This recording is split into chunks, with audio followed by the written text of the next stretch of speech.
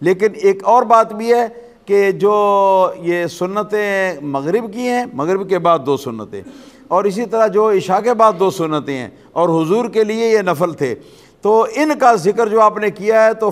اس ذکر میں یہ فرمایا کہ سرکار اپنے گھر میں یہ ادا فرماتے تھے۔ تو اس سے یہ پتہ چلتا ہے کہ جب آپ نے مشاہدہ کیا تو سرکار کے گھر بھی حضرت عبداللہ بن عمر رضی اللہ تعالیٰ عنہ تشریف لے گئے، اور نبی کریم صلی اللہ تعالیٰ علیہ وسلم کو دیکھا کہ فرض تو سرکار مسجد کے اندر پڑھا کر آئے تھے، اور اب گھر میں پہنچ کر تو بیٹھنے سے پہلے آپ نے 2 سنتیں جو ہیں وہ بھی ادا فرما لی، یعنی اپنے 2 نفل۔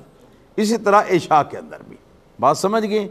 اور سنتوں میں اور جو فرائض ہیں ان کے درمیان کئی لوگ باتیں کرتے رہتی ہیں لمبی چوڑی،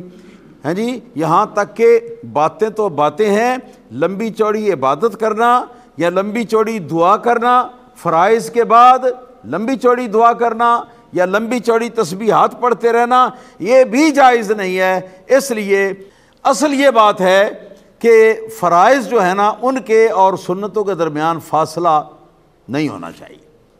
کم سے کم فاصلہ ہونا چاہیے۔ ہاں اگر کسی کا گھر بالکل مسجد کے ساتھ ہے تو وہ اپنے گھر میں جا کے ان نوافل کو پڑھے یا سنتوں کو پڑھے، گھر میں پڑھنے کا زیادہ ثواب ہوگا۔ سرکار دو عالم صلی اللہ علیہ وسلم کا ارشاد گرامی ہے، آپ فرماتے ہیں کہ ان افضل صلاۃ المرء فی بیتہ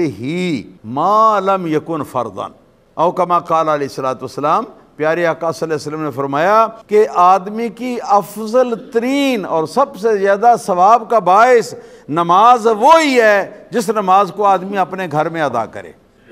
اپنے گھر میں ادا کرے، ما سوا فرائض کے، کہ فرائض کا ثواب جو ہے وہ مسجد کے اندر زیادہ ہے، نوافل کا ثواب جو ہے اپنے گھر کے اندر زیادہ ہے۔ لیکن اگر کسی کا گھر دور ہے کہ اپنے فرض جو ہے وہ مسجد کے اندر ادا کرنے کے بعد جب تک اپنے گھر میں پہنچے گا تو لمبا فاصلہ فرض اور سنت کے درمیان ہو جائے گا، تو اس کو اب اپنے گھر میں جا کر ان کی ادا کرنے سے پرہیز کرنا چاہیے، بلکہ یہیں پر ان نوافل کو، یعنی جو سنتی ہیں ان کو ادا کر لینا چاہیے۔ مسئلہ آپ کے سمجھ میں آ گیا؟ اکثر و بیشتر یہ کہ سنتیں جو ہیں وہ گھر میں پڑھنی چاہیے، خاص طور پر جو پہلے والی سنتیں ہیں ان کو تو گھر میں پڑھ کر آنے میں کوئی دقت نہیں ہے نا جی، چاہے گھر دور ہے یا نزدیک ہے، گھر میں وضو کرو، وضو کر کے وہاں اپنے گھر کے اندر وہ جو سنتیں پہلے والی ہیں وہ پڑھو، اس کے بعد پھر آرام سے مسجد میں پہنچ جاؤ، ٹائم تو ہوتا ہے کافی، 15-20 منٹ کا ٹائم ہوتا ہے، تو اس لیے یہ بات جو ہے یہ زیادہ ثواب کا باعث ہے۔ ایک حدیث کے اندر یہ بھی آیا کہ سرکار دو عالم صلی اللہ علیہ وسلم نے ارشاد فرمایا کہ صلو فی بیوتکم، لوگوں اپنے گھروں کے اندر بھی نماز پڑھا کرو، یعنی نماز کا کچھ حصہ اپنے گھروں میں پڑھا کرو، ولا تجعلوا بیوتکم قبورا، اور یاد رکھو، سرکار نے فرمایا یاد رکھو کہ اپنے گھروں کو قبرستان مت بنا دو، کہ جس طرح قبروں کے درمیان نماز نہیں پڑھ سکتے، قبرستان میں نماز پڑھنے کی اجازت نہیں ہے نا، جب تک کہ درمیان میں سترہ نہ ہو، درمیان میں حجاب نہ ہو، ہیں جی، اس وقت تک۔ اسی طرح گھر میں بھی نماز نہ پڑھنا یہ مشابہ ایسے کہ جیسے ہم قبرستان میں رہتے ہیں۔ تو ایک تو مفہوم اس کا یہ ہے، دوسرا مفہوم یہ ہے کہ قبرستان میں ہم جائیں تو وہ عبادت کرتے ہیں یا نہیں کرتے، ہمارے دیکھنے میں وہ عبادت کو نہیں کرتے، ہمارے دیکھنے میں وہ عبادت نہیں کرتے، یعنی ہم نہیں دیکھ سکتے ان کو کہ وہ عبادت کر رہے ہیں یا نہیں۔ تو اکثر ایسا ہے کہ ان پر عبادت کرنی فرض بھی نہیں ہے، جو نیک آدمی ہے وہ بطور مزہ لینے کے، لذت حاصل کرنے کے وہ نوافل وغیرہ جو ہے وہ پڑھ لیتا ہے، لیکن وہاں فرض نماز کوئی نہیں۔ عام طور پر یہ کہ اصحاب قبور جو ہے وہ نماز کوئی نہیں پڑھتے، نہ ان پر کوئی نماز فرض ہے۔